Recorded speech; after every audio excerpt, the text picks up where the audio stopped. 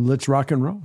Hi, everyone. Welcome to this week's episode of Father Knows Something. It's great to have you back with us. It's great that Justin and I are here. We've been all busy. We were traveling. We've been back to Denver.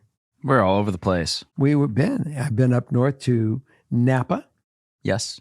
Did you have wine? No, I was flying. No wine. I took off here at 9:00, got up there at noon, was done working by 2:00, back to the airport. We were back here way before 6:00. No wine. All right. No wine. And we didn't whine about a thing. We were dancing. We got done quickly. It was Dima and I flying pilot and co-pilot. We had a great time. Life doesn't get better. Very good. Okay. So where do we go? What's our theme tonight? Well, we're going back into the world of parents. Oh, the fraternity that I'm a member of. Yes. So you should have great perspective for these listeners here. Okay, let's see. Maybe I'm in trouble. Off we go. Yep. Off we go into the wild blue yonder, telling stories. Father knows something. Here we go. Up into the wild blue yonder. What do you have for me tonight?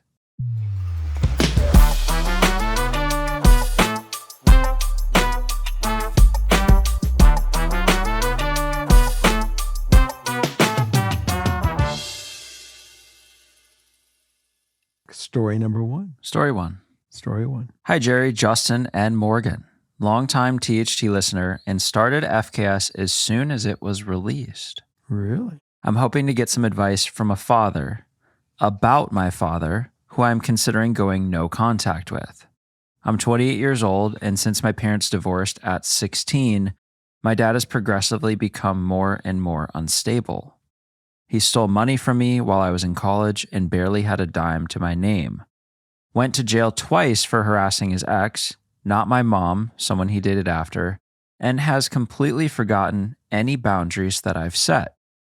For example, last Thanksgiving, I was spending it with my mom's side, but had agreed ahead of time to have dessert with him and my husband and my brother since my parents still live in the same town. He called me 36 times and texted me 19 times over that weekend, continuously guilting me for not spending it with him, even though he didn't offer to host and would have expected me to transport a full Thanksgiving dinner from my house over 2 hours away. Then when it came time to come see him, he told me not to come because he was too upset. On any given week, he calls me at least 10 times and texts me multiple times per day, even though I've tried to explain to him that I can't have that level of communication due to my schedule, and honestly, I don't think it's normal. When I do talk to him, he only talks about himself and doesn't even let me get a word in. He continuously brings up women he's dating and shares more details than I'd care to know. I've tried to set boundaries again and again, and he acknowledges them, but then continuously pushes past them. He doesn't make any effort to keep up on my life, doesn't put in any effort on holidays or birthdays, and treats me like his therapist. I've exhausted trying to communicate with him. I get anxiety every time he calls me, and I do not look forward to seeing him. I even avoid visiting my mom because I'm afraid he'll find out in my hometown. It's very small. I hate to say it, but I genuinely don't like him. But he's still my only dad. For my own mental health and for my future children, as I can't imagine letting him be a part of their lives, I'm considering going no contact. Thank you for any advice and a father's perspective. Ideal outcome: to protect my mental health and my future family. Well, that's your number one job. Before we get anywhere, that's where it begins. You have to protect your family. Now, the fact that he's not getting the message, I'm wondering, first of all, how old the guy is. They don't mention his age. So I don't know if you can suggest to him that, say, look, you have some work to do in order for us to have a relationship. I've identified these lines and you keep crossing them. You're not respecting them. So if you want to go get some assistance, I would say that might be an idea, because you're the issue. clearly. And I can't have a relationship with you if you're going to have this behavior. Not that I don't love you, it's not healthy. Yeah. And it's not healthy for me. So I'm asking you, get some assistance. You have other things going on in your life that you need to get worked out, Dad. And if you can show that you can do the work and you can start living these boundaries and we can have a relationship that's balanced and it's positive, hey, I would love to have that relationship, but right now we're not having it. Mm-hmm. And it's painful to have this conversation because he's your dad. I get it. I mean, if I behave that way with Morgan, I would want Morgan to say, Dad, I'm having trouble having a conversation with you. And I can say, okay, I'll take a look at it. Now I may take a look at it and they say, well, you have an issue in your dynamics with your daughter and maybe we need to both sit down. And if that's what the response is that comes back, then if you have any value to it, maybe you should sit down with them too and see if you guys can work out some of this conflict, some of these issues. With a therapist? With together? Correct. If the therapist comes back and says, hey, I see that you may have some conflict with your daughter, maybe we should both have a conversation to see how to balance this thing out. It's work on both parts. Then you get to make that decision. Do you want to be a part of that conversation? Right. So, sometimes it's one person, sometimes it's, everything's on their own. The other person's insecurity and you just get caught in the middle and you got to say, can I deal with this or no? And in this case, you're saying, I cannot deal with this. Yeah. Stories like this are tricky because the writer here has taken all the steps we usually say to take. Mm-hmm. We're there. We've set the boundaries. We've tried to reinforce them. You've done all the right things. Your head's in the right place. So then it's kind of tough to say where to go, except for trying to both sit down with someone that is a therapist, but is essentially a mediator of some sense to say, we need to reconnect here. Here's how it's going to be. And it enables you to be clearly heard and him to be clearly heard at the same time because you have someone guiding that. And that might be the only way to try something that isn't no contact. And hopefully that works, but it might be the part that he just can't change his habit. Then obviously what you got to do. You got to live. You got to be able to go no contact until he can realize that he can't behave that way. Yeah, it's just not normal.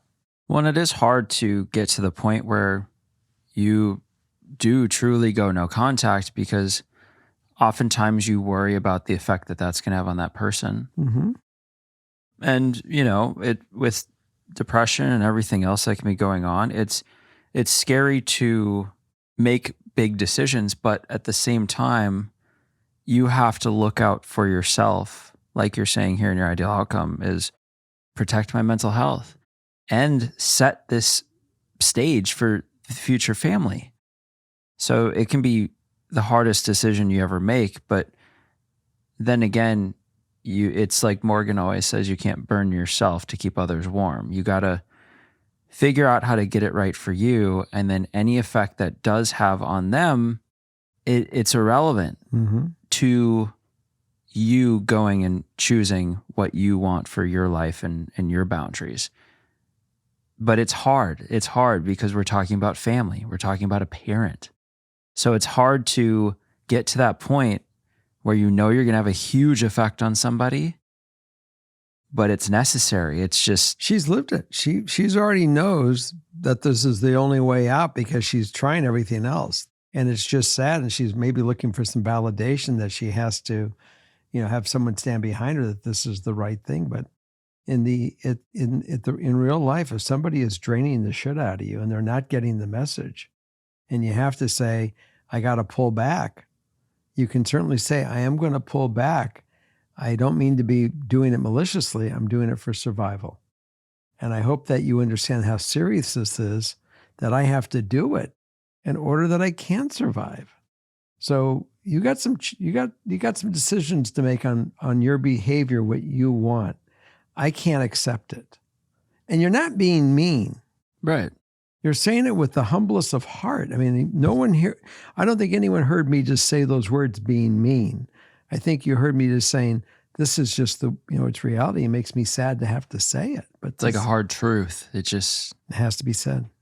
Maybe there's hope with I hope so. having a therapist in the middle. And if he's not open to that, then your options are limited. Well, wait, if he's not open to it, then he made the decision because you gave him the choice. I'm willing to work at this, to keep this door open, but you are going to have to make some effort and make some correction. You have to go see a counselor.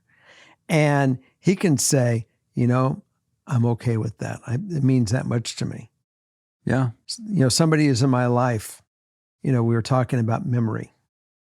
And person said, are you ADHD? And I said, well, I've never been tested for it, but knowing that I was dyslexic in school and I didn't pay attention half the time and I was all over, I guarantee you I'm ADHD. And that's why I've developed my skills mechanically because I couldn't pay attention.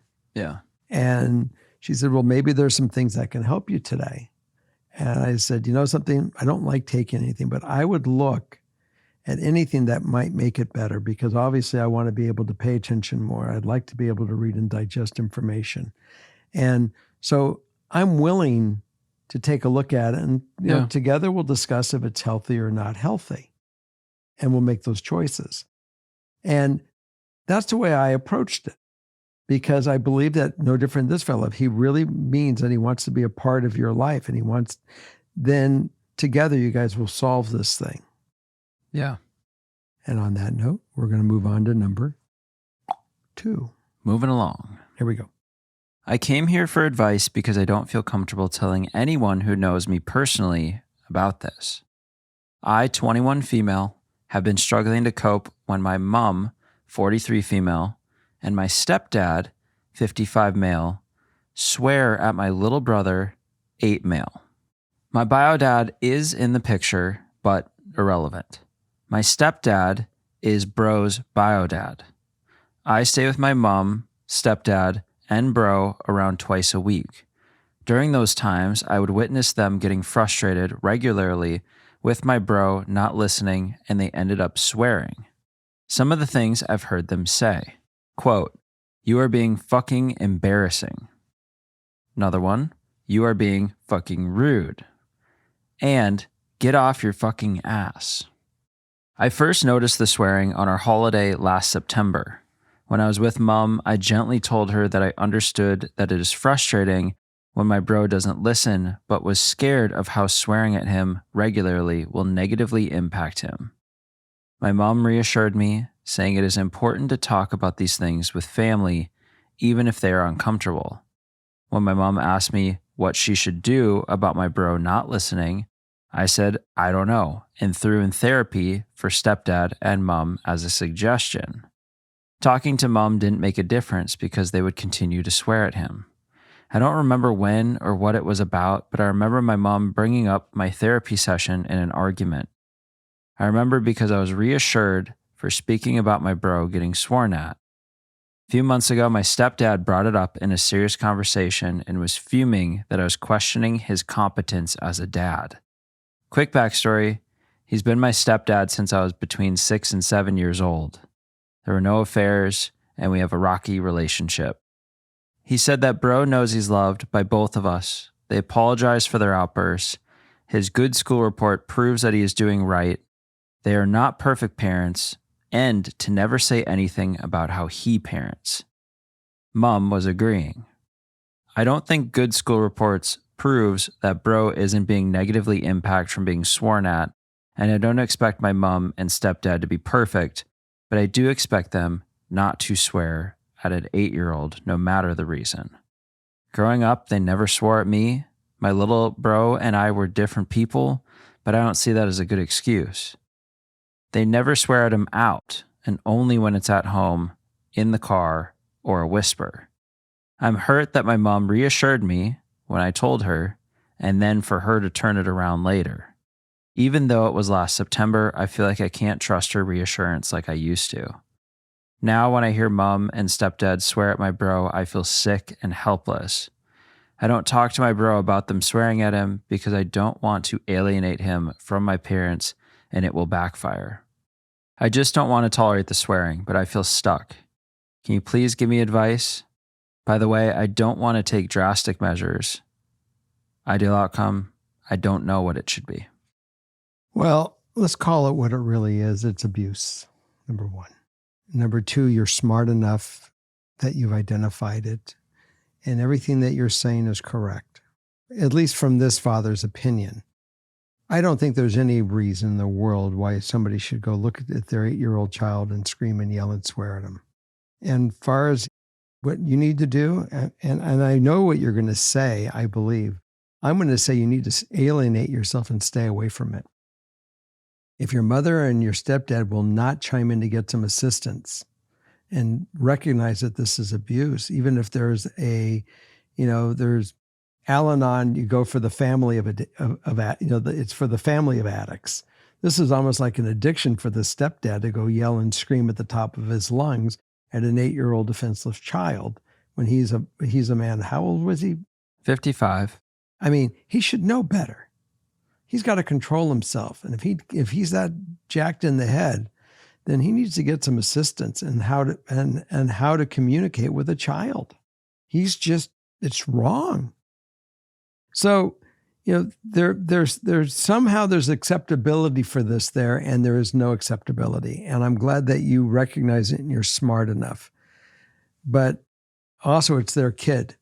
So the only thing that I would hopefully you could say is, Mom, I really love you guys, and I don't want to have to, but I can't be a part of this and let this continue, and support you in this behavior. It's not right.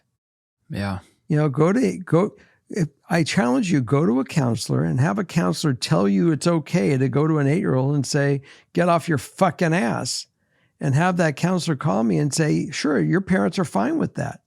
They're raising that kid to be, afraid of him.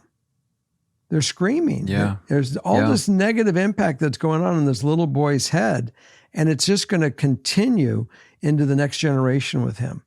So I'm really impressed and proud of you that you're making this, first of all, this determination that it's wrong. Now, let's see how far you take it that you're going to stand up to make a change for your brother's life. It's tricky. God, I can't even imagine witnessing that and then pointing it out. And then it's like nothing ever changes. And then to have your mom just go along with it. And she might look at it, well, it's my marriage and, I love him, but then he, little Johnny has just been so difficult, and because you don't know how to handle the difficult child doesn't mean they shouldn't go out as parents and get real counseling how to deal with this. I know, because they're both doing it. Yeah. You mentioned counseling. Well, in the additional info, our writer says, I'm starting free counseling provided by the university on Monday.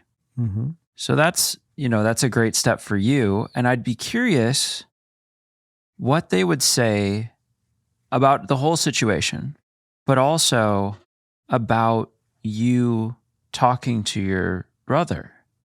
Because I know you kind of said in here, I don't want to talk to him because I don't want to alienate him from the parents, Mm-hmm. but there's got to be some way you can connect with him and check in.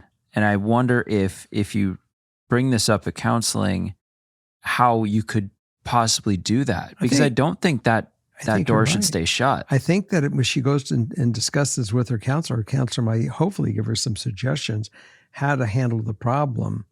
Because again, this is abuse. This is not just discipline or correction. This is outright, in my book, abuse. Yeah. Well, and you don't want to take drastic measures. So, whatever the equivalent of CPS is where you are is not on the table from what you are saying. But I think I would lean into the counseling. Maybe there's a lot of options or different strategies that they have, or anyone listening that has dealt with something similar. What did you have to do? What made it eventually change and get better? Because it's not like one of those stories we read where someone's 17 and they have 6 months and then they're 18 and they're out. We're eight years old. Mm-hmm. It's 10 more years.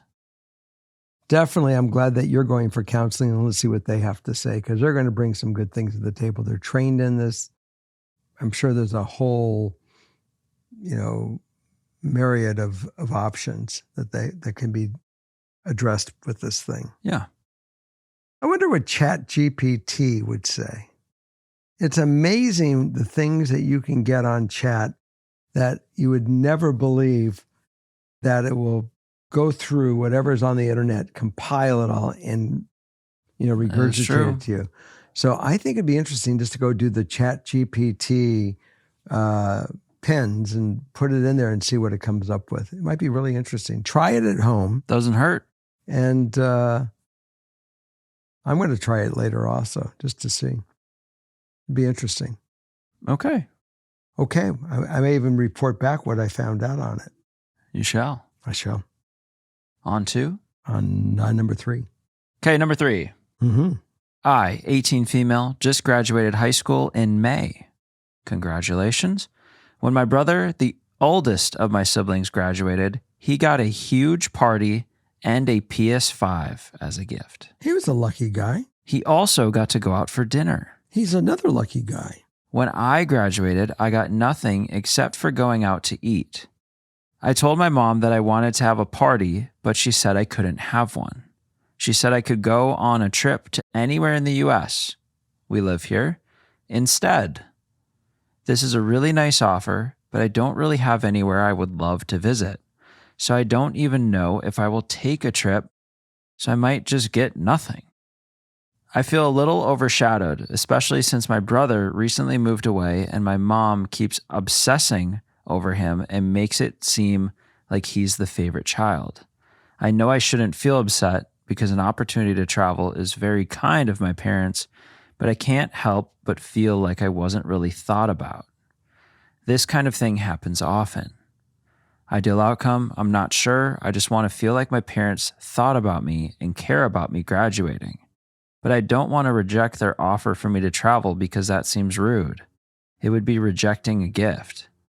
Additional info, my cousin/adopted sister got a cake plus going out to eat when she graduated this same year as me, just 2 weeks earlier, and a mini family party while I did not, and that kind of hurt my feelings too. And I have already talked to them about my feelings, but they brushed me off. Are you ready for this one? I am. Put your seatbelt on. You're going to need a harness. There you go.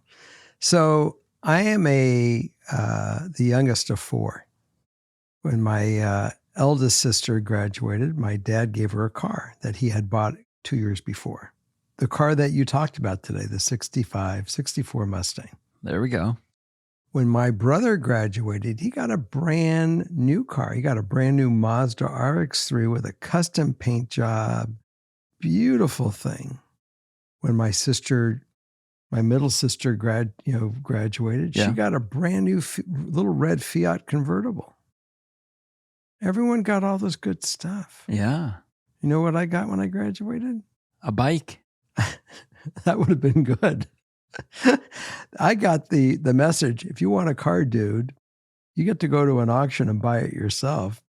And I said, why is this? I was told, every child is brought up for what their needs are. You're not all the same. You all are different and independent. And we as parents have to make sure that we treat you individually for what your needs might be. Mm. And we see that your need is to go to work and buy it yourself. Wow. You didn't get the grades to go to college like your brothers and sisters. You don't need a car from us to go provide for that. And I was like, wow, I was really hurt. So off to the auction I went, and I bought a piece of shit car with headline was coming down. And I paid $100 for my first car. Imagine that. Imagine that. And they stuck to that story that everyone's individual. And I believe that after that experience, that everyone is individual. because one child gets this doesn't mean the other child gets that. And also sometimes life conditions change as well. So that could be a part of it as well. But I'm going to go back to the main story. Everyone gets something a little different. Far as the gift of going traveling to see the country, I say that is the best gift of all the gifts. You just haven't figured that one out yet because there's such history to go put a trip together and go around and experience these different parts of our country. You will learn so much about it. And I would make it a trip that not just pop in, pop out. You go to the local, restaurant and you say, oh, gee, I ate a hamburger in Jackson, Mississippi. Go live the culture a little bit. Take a few days in each part of these countries to see what is their economics, what made this such an important state? What's the history? And you'll see some amazing things why some of the part of the country think the way they think. Backwards or not, you'll at least understand what makes some of these people tick. All the way from as south as Florida, as west as California, as north as Alaska. Do a trip. Go see the country. Make sure that you have a good broad thing. You go to the parks. You look at at Mount Rushmore. You learn about it. You certainly go to Philadelphia and you get to go see the Liberty Bell and understand what the battles were at Gettysburg, and you hear these stories. Kind of sounds like it's supposed to be one place, though. I don't know. Based on how it's written. Well. But regardless, let's put the gifts aside. Mm-hmm. I think the biggest thing here is not feeling recognized. There's no sense of, we're proud of you, you accomplished this, like she's seeing everyone else around her get. So I think that's more, a gift. A gift also comes with its context. If someone's just kind of throwing a gift at you just to make it even like the rest of them, then the gift isn't really a gift. I don't know if they didn't think more into this and she's interpreting it this way. I can't tell you. I'm not there. But I'm saying there's no get the family together like everyone else had. Mm-hmm. There's no celebration, which it doesn't even cost as much as the gift would cost. No, it's just get people that together and let's make you feel recognized. I think it's horrible. But I think that you yourself should get a hold of your cousin and say, let's have a party and do it and leave your parents out. Don't invite them. But I would definitely make sure that you take them up on the experience of going traveling. Maybe you even have a cousin that you can travel with, and you can say, let's both go, and go to your mom and say, Mom, I'm doing this with cousin, Lacey, and we're going to go do this. And we're going to go here, here, and here, and we're going to experience this country a little bit. I think it's a fantastic concept. I mean, I agree. I'm just, that she's tried to talk to them about her feelings. She gets brushed off. It's just like, it just feels crappy. It does. I get it. They got all brand new things and they had all the acknowledgement. And let me tell you, I got a free ticket to an old auto auction to buy. But it certainly developed me. Whatever their behavior was with me, it probably molded part of who I am. So I see that you feel bad today, but let's just take the life lesson of it and say, okay, I'm not my siblings. I have a little difference in how they reared me. Yep. And this is going to make me a stronger individual. And rather than say oh me, oh my, take it as just for the face value that whatever's going on in their life and their dynamic, don't take it personal, but take advantage of the experience and learn from the experience. And you'll know with your own kids, you'll never have this behavior. That's true. Because they're jerks to you, or what you're interpreting that they're being jerks. And again, we don't know what their dynamic is. Obviously, I was thinking maybe they didn't do some things because of money, but it's not money because they're happy to go buy you a trip to go see the country. Right. But they might also feel that this is a great experience that you need. And we just don't, and maybe you don't recognize that that's what their discussions have been as parents. We don't know. I mean, they had an opportunity to say that, when she brought up her feelings, but they didn't. They didn't. They don't. Obviously, there's some communication issues going on in this family. So I'd see how that evolves. See if this turns into a pattern. See what your birthday looks like this next year. And see if that is kind of just a thing. Patterns are way more telling than one-off things. So I'm curious, but we're proud of you. We're throwing you a little party right now. I am. And like I said, I really want you to go take that trip, go see the country and really experience it and have some great stories and tells that you'll go back and be able to share the story. Yeah. I never went on vacations when I was a kid. We never did family vacations. But my parents, for whatever reason, maybe to get me out of the house, high school, they booked me on a trip to Europe for 2 weeks with a coach, or maybe it was 4 weeks away. We backpacked through Europe. And I saw amazing stuff. And the next year they threw me on a bus and I went around the country to learn about the country. Get them out of here. But those experiences, I'm 67 years old. I remember those experiences like they were yesterday. Impactful. Yeah. I mean, every bit of that helped in developing some of the knowledge I have for other states, other people. So it's invaluable. It's one of the best gifts. You can't touch it. You can't feel it or taste it. But let me tell you, it's going to sink in your head. And good things will happen just because some of this stuff. You'll have life-changing experiences, or you have the opportunity for life-changing experiences. I'll say that. Yeah. Make them positive. Okay. Number four. Hi, Dad and Father Knows crew. I need your help untangling some family dog drama. My husband and I recently adopted a puppy from a rescue organization. They're the kind of group that takes matching very seriously. We went through an extensive application process and eventually got paired with the perfect dog. At the time, we joked that the process felt like a little much, but now we're convinced it works. From day one, our puppy acted exactly like me.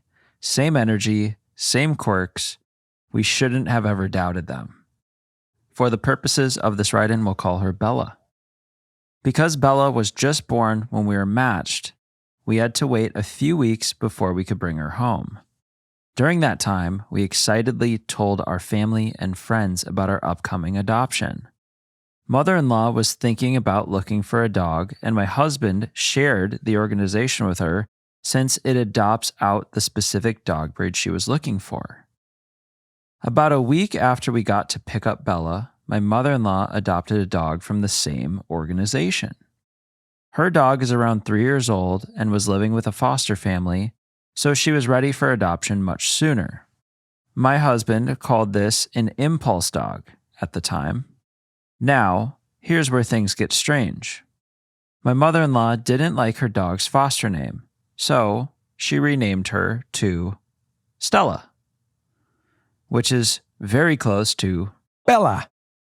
And then she gave her dog the nickname Stella Bella and started calling her by it constantly.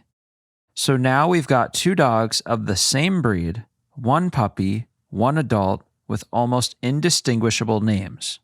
And when they're together, it's just chaos. Neither dog knows who's being called, and the humans aren't much better. To make things even more confusing, some family members think we copied her dog's name since our dog is younger. Never mind that we named our dog long before she did. My husband thinks this was a competitive move, like his mom wanted to one-up or copy us once she saw us getting a puppy. Ideal outcome? Since poor Stella doesn't need to have her name changed again, ideally I would like my mother-in-law to stop using the nickname of Stella Bella. How do we approach this? A shock collar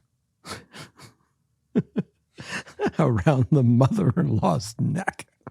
Jeez. All right, back to being not trying to be funny. This is really up to her son to go correct the mother and have a conversation. If I were you, I'd stay far away from it, but let your husband go deal with his mom. and say, come on. I mean, really. And I think that's really where it's at. I mean, it's dumb. It's, is it just easy for mom to, say Stella rather than Stella Belly? Absolutely. And also, I will tell you that the dogs really can't tell the difference in the vibration when you use their name and the tone that you're using for Stella versus Stella Bella and for Bella. Yeah, but not when they're just learning it. No, but as you reinforce that the animal when she's with you, that it's, she's Bella, Bella, Bella, Bella, Bella. Sit down with your dog and say, you are not Stella Bella. You are Bella. Bella. Bella, Bella, Bella, Bella. Dogs are smart. They pick it up. They'll know your tone. They'll know they'll know when you're calling you. Animal. The dogs will be fine. So how do we deal with mom? A shock collar. No. You don't want to do that. No. Well, here, I'll give you the additional info then. Mm-hmm. During the adoption process, my mother-in-law got really close with the head of the rescue. Of course. Weekly phone calls close. Mm-hmm. She jokingly threatened to report us so we couldn't adopt Bella. Stuff like, well, your husband travels a lot. Maybe that's not ideal for a puppy. After adopting Stella, she's constantly asking if we want to switch dogs. I think that your husband has to have a conversation with his mother. That's really where it lies. He owns her. That's his problem. She's in your life because of him. So if I were you, I would just say, honey, this is your gig. This ain't my gig. Go deal with your mom. Well, and it has to be dealt with because this is going to extend past the dogs. The dogs are going to be fine, right? Mm-hmm. Dogs are fine.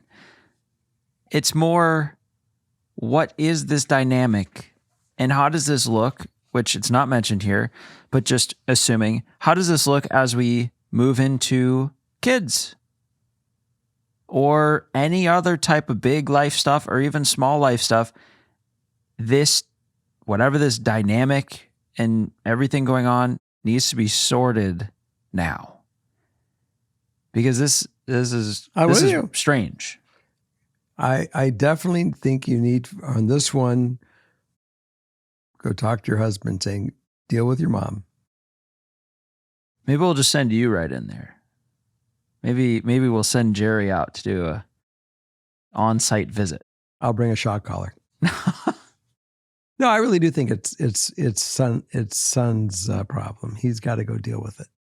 And I'm sure some of you might disagree with me, but I think that there's something more going on in this mom that's causing all this nonsense. And so, yeah, we could get down the road to, we'll see where that goes. And then there may need to be counseling. There may need to be just counseling, distance. Counseling. The mother-in-law ain't going for counseling. You don't know that? She is absolutely probably convinced she's in perfect right to do whatever the hell she wants to do. And this is their problem. You don't like it. Like I said, this is simply hand this to your husband and say, you already know the answer. Go deal with this thing and let him fix it because he's got to handle the mom, not her. And I'm sticking to that story. All right. Okay. What do we got next? Number 5. Hi, Jerry and Father Knows fam. I lost my dad 2 years ago suddenly, so it's nice hearing such a supportive father giving his advice. Sorry for your loss. Anyway, on to my problem. Me and my husband moved out of San Diego to live in a southern state about 2 years ago. We had our first son in 2021 and our second shortly after moving in 2023. Suddenly, my mother decided she wanted to move out to the state we live in. The problem with this is my mom has always been one of those, quote, this is what I have to say, take it or leave it kind of people. And what I mean by that is she constantly has something critical to say, literally about everything. For example, she FaceTimed me last week and said, do you still use your treadmill? Oh, just wondering because your face looks really puffy. And a different time, she was talking about my youngest son and said, he looks just like his father. And poor guy, they don't have pretty smiles. I could go on and on. It's literally something rude every single time she calls. So after sitting with the idea of her moving out here, it just makes me really angry. I don't want her to talk down to my kids as they grow older or see me being talked down to. My kids are 4 and 2, and she has already tried to say, "Oh, don't give your 4-year-old too much chocolate milk, he'll get fat soon." I tried to look on the positive side at first, thinking, okay, maybe we would have help with the babysitting, or maybe having company would be nice. Me and my husband don't have help other than his mom, who is extremely flaky and self-involved, but my mom has proven time and time again that she is not good with kids. She had a lot of help raising me and my siblings. When my oldest son was a baby, she had 3 chances and she struck out. First time, she called us mid-date because she could not get my son to stop crying, so we picked him up. Realized she didn't change his diaper, so he was literally sitting in shit for probably 2 hours. Second time, she called us telling us to hurry up and leave the baby shower we were at because my son wouldn't stop crying. Turns out, she didn't feed him at all. Third time, she called us as soon as we arrived to the restaurant for our date night, because she couldn't get my son to stop crying. We got back and he was fine. Her boyfriend at the time was there and they wanted to go out and do their own thing. So after all of that, I have never left my kids with her alone again. I visit San Diego once a year now, and she always complains that I'm hovering or not letting her have quality time with her grandkids. But how could I? She couldn't take care of one. Why would I leave 2 with her? I'm going to a therapist, and she suggested I write a letter explaining my concerns before she moves, which makes sense, but anytime I try to think of the words to write, I draw a blank. I'm not drawing a blank. I'm doing just fine. I just don't want her to move out here at all. I need my peace, and having her close by is going to be such a headache. She's already saying, "Oh, now you can go back to work full time and I'll work from home and pick up the kids from school," yada, yada, yada. And that's not my plan, so it's just crazy to me. I moved out of her house when I was 18 because I just couldn't take the way she was towards me. I'm 31 now, so I feel like I'm old enough to decide for myself what energy I want around me and my kids. What advice would you give me moving forward? How do I get her to not move? Ideal outcome, she drops the idea of moving out here, but doesn't hate me in the process. Well, hate you? Strong word. Is she going to be pissed? She's going to be pissed. But I think it'd be very direct and to say, Mom, I just don't think it's a good idea. In the past, our experience was there was failure on these occasions with taking care of the kids. And so I'm letting you know now, I'm not leaving the kids with you. In fact, I'm not even going to let you have the kids unsupervised. And I want you to recognize that before you come here so you don't make the mistake thinking that you're going to come here and this is not going to be the way it is. So I can't stop you from doing what you want to do. I'm letting you know what I'm going to find acceptable. And this isn't the job where the last one I said, the husband delivers the message. This one comes from you. Yeah. And you just you're a mom, you're 30 plus years old. You can certainly identify what your expectations are of what's going on in your home.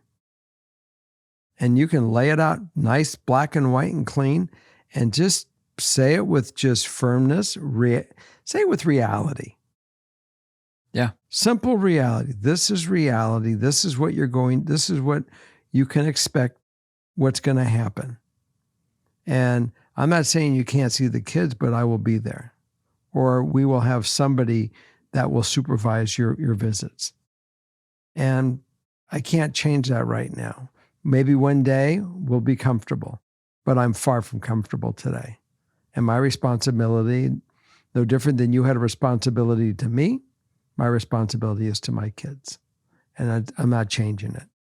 It seems like it. Yeah, I think that's the way to approach this inevitable tough conversation. Mm-hmm. Everything's led up to this. and it has to happen now. Because, yeah, it probably got better when you moved away and you had this distance and, you still went back and saw her and this and that. But now the problem is knocking on your doorstep. I'd like to know is her motivation the kids? Did she break up with her boyfriend and she's looking for someone else to take care? We don't know all the other dynamic, but the bottom line is that she has proven in the past that she's a flake. Quite simple. And you're not getting control of my kids. I'm not leaving them with you, period. Yeah.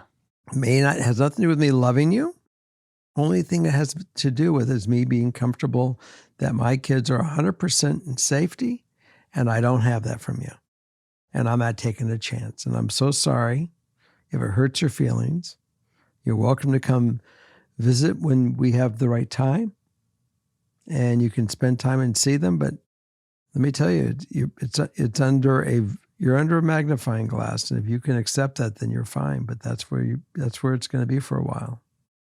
Yeah, because you can't control whether or not she moves, but you can make it very clear what the dynamic will be if she moves with regard to you and your kids. At least the expectation that she may have it may not be reality. No. And you want to give her the real, what she will experience when she gets there. Right. And in the conversation, you could say, I'm not telling you not to move, but if you do, here's the things that you've kind of talked about. Expect this. That's not what it's going to look like here. Mm-hmm. This is what we're looking at. So decide what you want, but this fantasy that you're creating in your mind is not going to be reality. I agree. I think that's a good call. So that's number 5. Are we going to go 6 or we don't have a 6? Can you stay awake for it? Yeah, let's go do it. You're falling asleep. Let's roll on number 6. Here we go. I am getting married October of 2026. Congratulations. So I know I have some time to think about this. I want my brother to walk me down the aisle when I get married. However, I don't want my mom to get upset that I'm not wanting my stepdad to walk me down the aisle. Just for a bit of context, my mom and stepdad got married when I was 3. I always wanted my grandpa to walk me down the aisle, but he passed in 2022. I'm not super close with my mom, and we have had some issues with my stepdad that I'm still bitter about. I'm going to give my brother the option so that if he doesn't want to walk me down, there's no hard feelings. If my brother doesn't want to, I will walk myself. I was thinking to include my stepdad at the wedding. I would let him do the father-daughter dance. Ideal outcome, my brother gets to walk me down the aisle. My mom isn't upset about it, and my stepdad can do the father-daughter dance. It's your wedding. I mean, we every wedding that we hear about, there's drama about something. And the answer is, it's your wedding. You get to deal with the implication of all that stuff afterwards. Anytime that there is an event that doesn't go the way that somebody may want it to go, there is an implication. And as long as you're prepared for the implication, knock yourself out. I mean, it's your party. Yeah. I mean, I'll never forget, it's not a wedding, but my sister we were having a dinner at my parents' house. My sister wanted to invite her boyfriend at that time. My father wanted him nowhere near the house for whatever his reasons were. My sister brings him to the party. My father is screaming at the top of his lungs at my mother that this daughter brought this guy. We don't get him out of the house. And it was dynamic galore. And the answer is that I decided to go to the person and say, look, there's obviously friction in this house. We all feel it. And I said, if you were in a house where the owner of the house didn't want you to be there, would you really want to be there? And he put his glass down and he walked out. That effect, that comment that I was doing to protect my mother has cost me a relationship with my sibling for another 40 years. It's awful. So just think about the implications. With every single time you're trying to do something that to make it make sense, make sure it's worth it for you, or you've done the best job you can that everyone will understand. That's all you can do. And live with the circumstance, because this is what you get to balance out. Obviously, this guy did something that you do not want him walking you down the aisle. The fact that you want him to have the father-daughter dance, to me, is totally contradictory to option one. It's like, well, I'm trying to figure out what it is, but that's not my business to figure it out. It kind of just feels like it's out of obligation almost, because he's not going to be able to walk her down the aisle. Oh, well, I'll give him this so he feels included. Not necessarily that she is like, yes, I want that for my father-daughter dance. It's more of like it's a compromise. I'll give that if I can get this. Right. I mean, the bottom line is that if you wanted to have your brother walk you down instead of your grandfather, is because of the stepdad. No, the grandfather was her first choice. Right. He passed, and she's passing now the job on to her brother because of maybe the blood connection. I don't know. The connection to her grandfather. I mean, we don't know. Whatever the reason is, she doesn't have to explain it. She could just say, my direction is the following. I want David to walk me down the aisle, and I want Bob to have the father-daughter dance. And that's the way it's going to be. And no more explanation. Yeah. You don't need to. You just say, this is the way I'm choreographing my wedding, that everyone's involved. Right. Mom and dad, I hope you guys are with the program, but that's it. Yeah. And don't say anymore. No more needed. No more needed. That totally removes that whole drama situation that I talked about 10 seconds ago about with my sibling and another issue and right. and all that diarrhea. It's gone, because all you said is, David's walking me down the aisle and Bob's going to do the father-daughter dance. And that's why I'm choreographing the wedding. I don't want to hear about it. And done. No one's mad, because you didn't give any reason. You just said it. So what if mom starts it then? In defense. Too bad. This is my feeling, Mom. This is my plan. Because then the drama starts. No, it doesn't. It wasn't started by you.